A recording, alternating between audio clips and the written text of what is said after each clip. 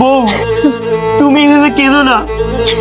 মাত্র 10টা বছর, 10টা বছর পরে আমি আবার তোমার কাছে ফিরে আসবো বউ। কিন্তু এই 10টা বছর আমি কি নিয়ে থাকবো স্বামী? তুমি চেষ্টা করো, ঠিক তুমি পারবে। আসি গো।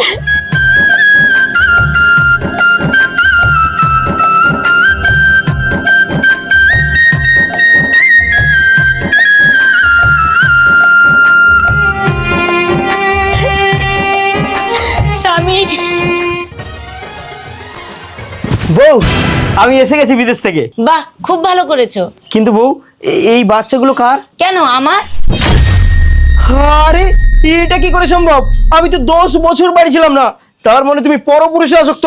চলো আজকে প্রধানের কাছে, তোমাকে আজই আমি ডিভোর্স দেবো। বলো তোমাদের কি সমস্যা? প্রধান সাহেব, আমি 10 বছর প্রবাসে কাটিয়েছি। বাড়ি ফিরে এসে দেখি আমার বউয়ের 2টো বাচ্চা। কি করে সম্ভব প্রধান সাহেব? কি করে আবার? ওটা জানিস না অন্য পুরুষের সাথে চুকিতকিত খেলেছে? আরে প্রধান সাহেব, সবই জানি। এখন আমি কি করব বলুন?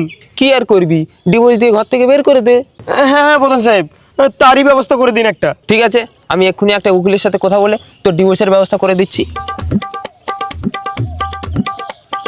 দাঁড়ান প্রধান সাহেব, আমি জানতে চাইছি, কারোর দুঃখটাকে ভাগ করে নেওয়া কি অপরাধ? না না, অপরাধ না, এ তো পুণ্যের কাজ। তাহলে প্রধান সাহেব, আপনিই বিচার করুন। আমার স্বামী 10 বছর বাইরে পরিশ্রম করেছে, আবার বাড়ি এসে পরিশ্রম করবে, এই কথা চিন্তা করে আমি অন্য কাউকে দিয়ে 2টো বাচ্চার মা হয়েছি।